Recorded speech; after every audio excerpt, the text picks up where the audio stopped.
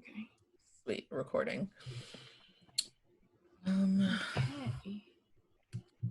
So what did you have in mind? Or like, yeah, what did you have in mind for? Yeah, so I guess part of the reason why I wanted to talk about a scarcity mindset is because I've been meeting with a lot of people in the last couple of years. I've noticed people who act like they have nothing and like almost like a woe is me, and then people Uh-huh. who may be in the same circumstance but seem to have everything going for them. And like that's just like a very vague way of explaining it. Like obviously we're going to deep dive, but I just wanted to talk about that. Like I feel like last year, as you know, was a very difficult year for me financially because I left my job without like a solid plan for work. I decided to become an entrepreneur and work on, my clothing line, work on my consulting agency. And that meant that I had to rely on no steady flow of income for the entire year.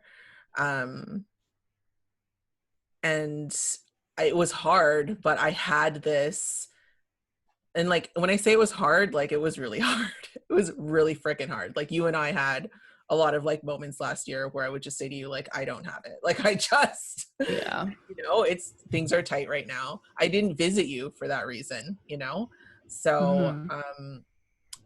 but I had my eye on what I felt like. I always had this like light at the end of the tunnel mentality, and I could like see the light. I just didn't necessarily know how I was always going to get there, and I'm finally there. And I feel like it's because I felt like I had an abundance mindset. Like I didn't operate from a place of lack, if that makes sense.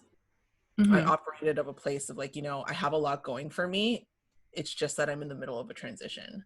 So like kind of changing my phrasing, changing my wording, and like believing, like I believed what I was saying. I believed what I was going through. I believed that, it was temporary.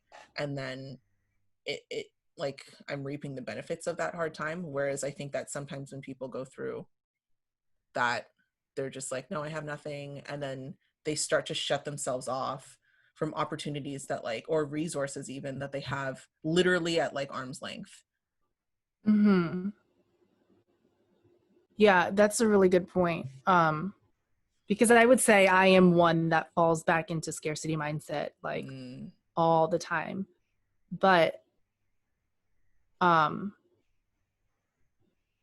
but I kind of grew up with that mindset though, which is why it's so hard to reverse.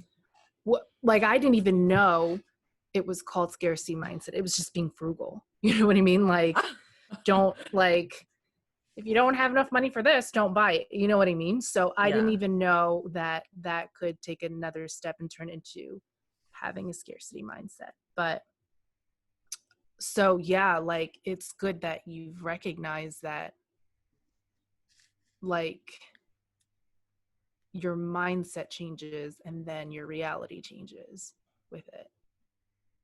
Yeah. It's interesting that you said that you grew up with it because I think that I did too. I Mm-hmm. really like I have like memories of like my family, like my grandparents, my mom, like and my dad whenever he was around telling me like, "Oh, like you can do anything." And like almost like, tough times are temporary type of thing, like, just you'll get through it. You're strong, you're this, you're that, you're smart. You're, just essentially telling me that I had this like abundance or like limitless pit of like ability. I don't know, or something like that's how it felt. And like, to say something like that to me so young, like, and to have that with me still, like it obviously affected like how I view myself and like the career choices I was able to make and stuff like that. Like I don't shy away from, challenges, things that I'm not maybe on paper not qualified for, like I haven't let that stop me. So yeah, like that was a very, you're right. Like I think that you are taught that, whether it's from your parents or your environment or whatever. I really do agree with that. Like you can be taught how to be abundant, and you can be taught how to be, scarce and frugal. But I think that just as you can learn to be those things, you can unlearn. It takes more time, obviously, because we're older now, and a lot of the things that we do are like subtle nuances that we often don't even recognize. but Mhm. when we do, we got to put in the work to change it. For sure. Like I definitely think being an adult, the work is to unlearn or relearn correctly the things that were just like passed down. Um, but so what, like I totally agree now, and it's something that I am actively learning, which is why this topic hits home. But I also know that there was a point where I was like, okay, like I get this abundance mindset thing. I get what it is. I understand you have to just think abundantly. But I only have $100 in my account. You know what I mean? Like, so how do you overcome the fact that I can change my mindset or my thought process all I want, but the reality is I only have $5 to my name. So how abundant can I be? So I remember like last year, um, there was a period where I was like freaking stuck in that because I literally only it was last March. I remember it. I think it was March. I remember it like perfectly. I had to call my sister because I didn't have enough money. And I'd called her and she was transferring me the money. But the debit out of my bank account hit before that money came in. So I was like I had anxiety over that, as anybody would, because nobody wants to be overdrafted. But No. that was when I was like, I freaking get this my abundance mindset. I freaking do. But I'm asking someone else to spot me money. My bank is in overdraft. So like, how does how do you change this mindset? How do you make it work? So Right. that was me like living in scarcity and not knowing how to make the transition. Um, so like, what do you think of that? You said something that like really made me think about what a lot of people equate abundance to. I think a lot of people equate abundance to money. And money, therefore, is equated to worth, self-worth, or just worth of others, or whatever the case may be. And I really think that that's the biggest thing that you have to break, because if that's like, if that's the case, then you'll never be worth anything by your own definition. You know what I mean? So I think that the biggest thing is to understand that abundance and, money are not equal. They're not the same things. They're not synonyms of each other. They're just not the same. And then the second thing is like, knowing you and like kind of seeing how you've been from the time that I met you till now, which is just over a year. Like, and we kind of talk about this all the time, but I saw your journey at a distance, which was kind of cool.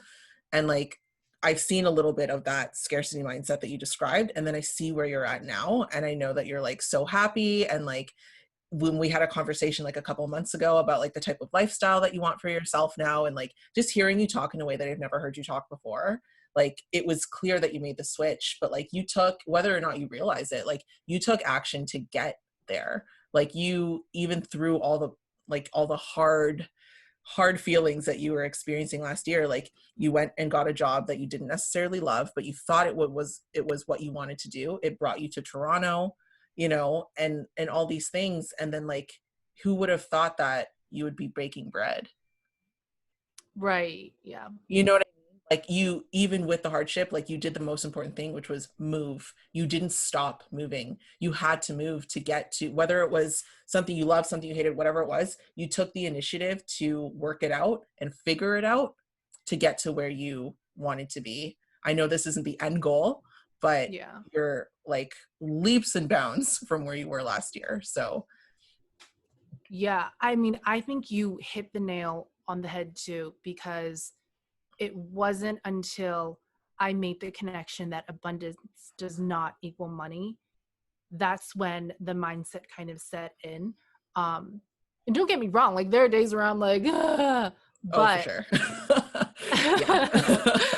but, but that's like the only difference is I now recognize it. Whereas before I was like living it. It was like weighing on me. And now I'm just like, okay. Um, but also another thing that you said, which really related to me walking through that period last year too, was resources. Like you may have resources right under your nose. And I did, but I had damn stubborn pride that would not let me do certain things. And one obviously was like asking family for money, like just would not. I would rather, and I don't know why. It's not like they've ever denied me, but I just had such pride being like, I moved out, I'm going to make it on my own, I don't need anyone else. And like that held me back for that was the biggest thing that held me back. And also, like you said, getting a job that I didn't like, I thought having to do that was like regressing in my whole idea of like quitting my job and moving on. So I definitely think like reassessing your resources and putting away your pride like totally contributes to having an abundance mindset. Absolutely. Yeah. Absolutely. The resources are a huge one. Like I would say that that's one of the most common things outside of like equating abundance to money, is just not recognizing that people are there for you. Like, you know, people have good families. Like a lot of the people that I know come from good families or like have good friends. That's just a solid support system. And when they sit there and they're like, you know, not asking for help, like, don't get me wrong, I get it. I've been there. I know it's hard to ask for help. Just like you said, like last year, like I did rely heavily on my savings, but like when I finally told Justin, like when I hit my breaking point and let him know that I was going to be quitting my job and then I might need like help, like, you know, I just like broke down and started crying. He was like upset with me that I didn't ask sooner. Right. Like, so it was just me. Like I just want people who are listening to this to recognize, like, if you're not like accessing your resources, understand that you're getting in your own way. Yeah. And that's 100%. Like, and because you're so close to yourself, you don't even see it. A lot of times you don't even see it, even when someone calls it out to you, because you're not ready to even hear it. And like, those are the conversations that are the hardest to have as someone who's like, you know, trying to point you in the right direction or like help you out. Like for someone to not see what they have because they're not ready to hear it, like that's tough. But yeah, like I just want people to like be able to like take a step back and like sit there and write down like the names of the people that you spend the most time with, you know, and like think about logically what would happen if they were in your position. If they came to you and asked you for $50, whether it was your mom, your sister, your best friend, whatever, how would you react to them? And then consider that maybe how you would react to them is the same way that they'd react to you. Loving, caring, understanding, wishing that they came to you sooner because you wanted to be there to help them. You didn't want it to get this bad. You know what I mean? Like it's just, you like, obviously these are irrational thoughts that you're having that are preventing you from doing this. But like, yeah, I hope that you're hearing this and realizing that you're being irrational and that you have to sit there and try your best to think rationally and put yourself in someone else's shoes. They want to help you. People want to help you. It is the calling of humans to be able to help people. When someone asks for help, there's usually a response, and it's usually a positive response. Right. And like, this is part of doing the work, right? And quote, the work is not an independent thing. It goes hand in hand with everything. Like me having to get out of the scarcity mindset required that I work on my pride. And I'm not that prideful, guys. Like I'm not prideful in a lot of things, but me like being Miss Independent, working on my own, that was like the one thing. But, you know, I had to break through that to work on everything else so that I can get everything else in line. So you're totally right. Like people are there to help. It's exactly what you said. Like you got to get out of your own way. It's hard. Like it's so freaking hard. Yeah. Yeah. So. But I know that so many people are going through it. Absolutely. Silently too, which is the killer. It's intense. And like, you know, I will say like, just like flashback to last year when you and I like met and when you came to Toronto specifically, we were both not in the best place financially, you know, like I know you were working the job that you didn't really like. And like, I was just getting like my bearings, but like, it wasn't we were not making money, just to put it plainly. Right. And like, but like zero money, guys. Like none. Yeah. But like, Let's be clear though, like we did not let that get in the way. Like, I don't know if you view it this way, but like you and I went to a networking event Yeah. in a prominent part of downtown Toronto, Yorkville. We went to a fancy ass Italian restaurant that had like a Yeah. private room booked and all this shit. Irene and I ate the free bread. We split an appetizer. Like, it was no joke. That's how you do it. You make it work. And it was one You of the best split nights your of our meals. lives. Yeah, you split that meal. It was like a $10 app. We're like, okay, nope. Okay, yeah, you're good to go. Like, I'll eat the lettuce, you eat the meat, like, all good. Yeah. It was a whole thing. And it was one of the best nights of our lives, honestly. It was such a great networking event. We were like raving about it after. We had like a whole thing. And like, that wasn't even the first and only thing we did. We went to, what was it? We also went to like Dancing. We went dancing. Oh yeah. That was fun. And then we went to that restaurant that we didn't want to go to, but like everyone was going. So we're like, yo, like, do you want to just like go split another app and then like hit up McDonald's after, you know? And when our app came, when the app came, everyone thought it was for the table. So they all started eating it. So we're like, okay, it's all good. Like, we were going to go to McDonald's anyway. It's not a big deal. Yeah. Like, and everyone was like, hey, like, aren't you guys hungry? We're like, no, like, it's good. Like, we're going to head back. Like, our guac was good. So no, this guac is for everyone. Meanwhile, we're like, okay. Right? Like, this is what we can afford. But you do what you have to do. And you know what? Like, if it wasn't for us being honest about where we were in life and being honest with each other about like what we needed from life and all that fun stuff, we wouldn't have had the connection that we had. Yeah. Okay. And we wouldn't have been able to endure those hard times and make them fun. Yeah. Because that was some funny shit. Like, looking back, like, I can't believe we did that. Like, yeah. And you're right. It takes it, like, the situation is immensely better when somebody else is there to split your app with you, like physically and metaphorically. Yeah. And we didn't feel like we missed out at all. It was just like, hey, do you want to split this $30 appetizer and get like 2 tablespoons of guac? Sure, because I'm getting nuggets after. Like, it was fine. It really didn't feel like any different.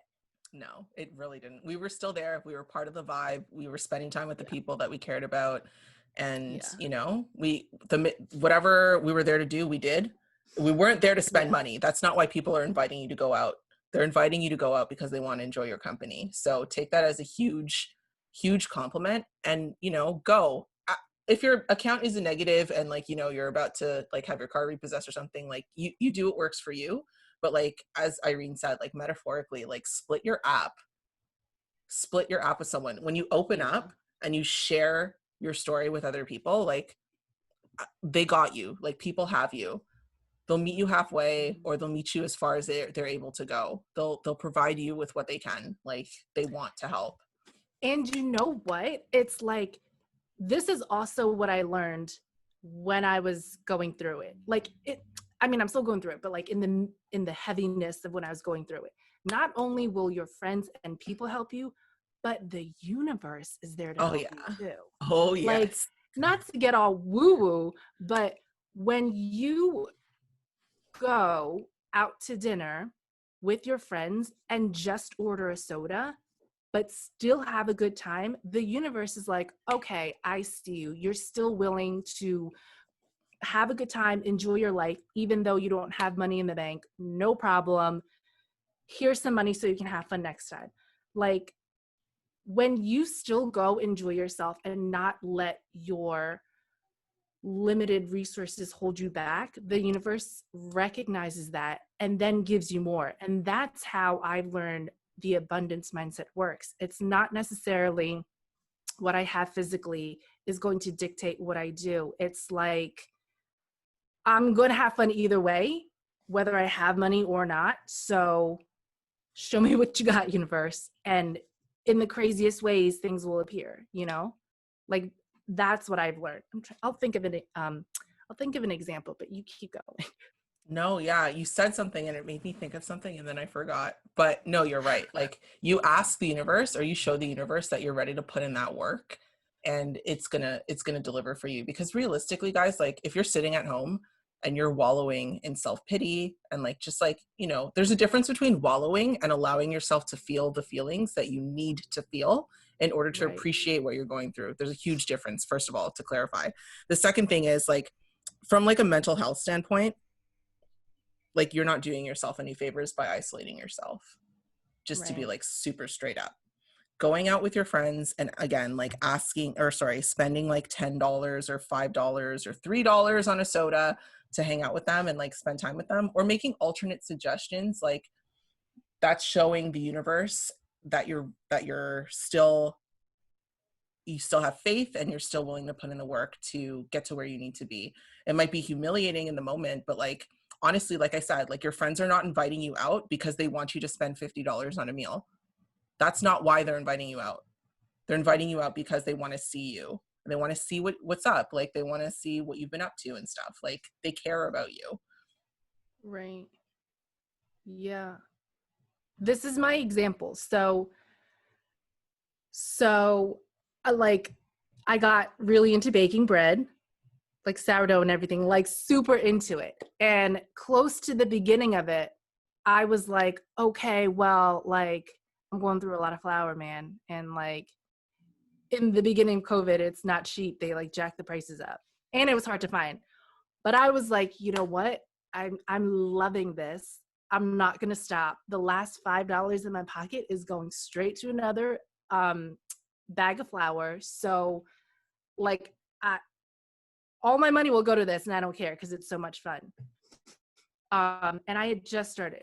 The next week I was talking to my therapist who she kind of works in this wellness center or whatever. Anyway, so point is, she was like, get in touch with this woman to see if you can sell the bread in our center. And I was like, oh, great, cool, crazy.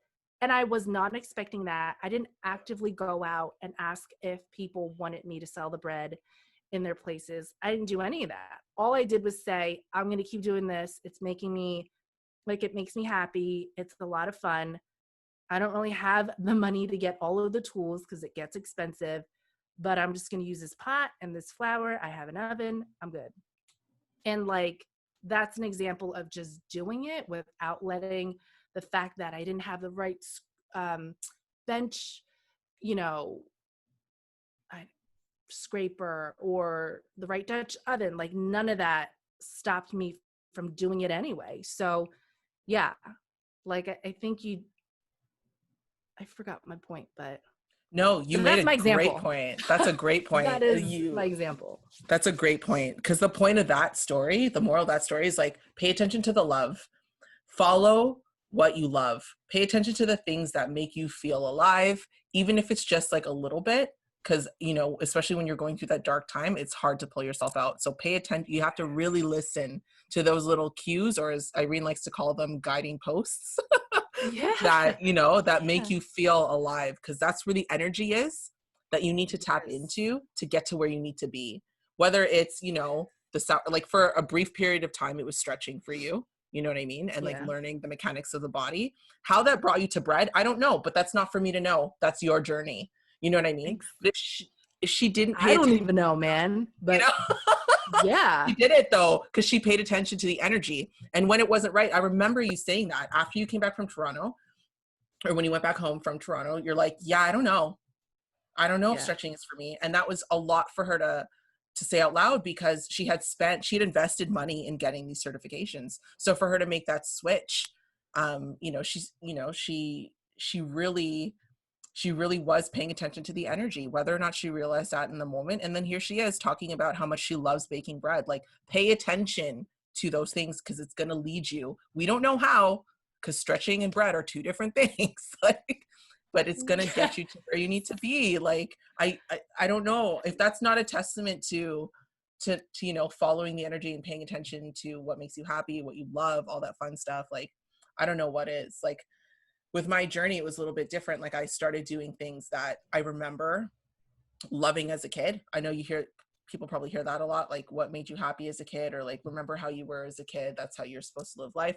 I remember the smells. I remember, you know, just the overall feeling of how I felt before a certain age. So I started doing things like watering the grass, because the smell of the grass and just like, just having like a backyard, like a lush green backyard to like run through reminded me of a very happy time in my life when I used to do sprints. And then like that just kind of like was one grain of sand that kind of built on another and another and another to you know, create this sand dune that allowed me to do what I'm doing today. And I'm not going to sit here and bore you with those details, but it literally started with me watering the grass. Just to get out, just to get outside, just to get outside, because I wasn't trying to drive anywhere, because I didn't want to waste the gas in my car. You know what I mean? Like I just wanted to do like what really made me happy. Like, and that was one of those things. I rediscovered that. So working out a little bit, like, you know, just like little things, but they led me here. So Yeah, and let me save you some trouble, guys, because all the like self-development books and all that stuff, spiritual books that I read pretty much said exactly what Camille just said. Like, you have to follow your emotions. A great way is to go back and see like what were the things that made you happy as a kid, which is easier for you than it was for me, because it wasn't until bread baking happened that I was like, oh, yeah, okay, now I start to remember like some things from my childhood. So I think if you can tap into the things that made you happy as a kid, that's like your golden key right there. I mean, for some of us, it's a big circle. Like I had to take a big roundabout to circle back, and I'm still discovering that. But yeah, I think the most direct way is exactly what you said. And that's what all the books say too. So, you know, there's truth in that. There's like, if you're going to do the work, like here's a golden nugget, do this. absolutely. And you're right. Like I hear what you're saying about like, you know, not everyone is able to go back and just be like, oh yeah, I had a great childhood. Like here's X, Y, and Z that made me happy. I get that. And don't get me wrong, like it wasn't that easy. But the other part of it is like, you can't learn or anything or go anywhere if you're not doing anything. So keep in mind, like sitting at home all day is not helping. And again, Oh, I'm God, not trying yes. to, you know, and we've all been there. Trust me, there were days like I couldn't Yeah. even get out of bed. Like but I know that like I gave myself like maybe like a day or two just to really feel what I was going through and envision myself how I wanted and how I wanted to be. And I'm like, you know, it kind of was like a vicious cycle. It's in some moments because I'm like, you know, what I'm doing now is not going to help me get to where I was. But in a weird way, it was, because that was the time that I spent envisioning what I wanted for my life, how I never wanted to feel again. And that's another reason why it's really important to allow yourself to feel the feelings, you know, never wanted to feel like that again. And yeah, no, like I realized that it's impossible for me to figure out what I want to do if I'm not doing anything at all. You can't, it's not enough to sit there and think about it, because you won't know until you're actually in it. Like literally 100% exactly what I went through as well. That's exactly, yeah. Yeah. There were So, days, weeks last year before COVID, guys, where I voluntarily stayed at home because I was like, I have no money. I don't want to hang out with people. I don't even want to go out. Like I need to just stay home because I have no money to do anything. And I lived like that. And it's not just me, like it's not a pity party. Like people with the scarcity mindset think that way. And it's so hard to even recognize that you're in it when you just think about like the money factor, which oh yeah, for a lot of us is what, you know, we equate abundance with. But 100%, like there's so many things that you can do outside of, there's so many things that you can do abundantly outside of just having the money. exactly. Count types. So we're just going to cut it here. Let us know what you think in the comments. We really want to hear what kind of mindset you've had, how you got there, or what's holding you back. Whatever it is, mention it below, and we'll see you next week. Bye, guys. Bye.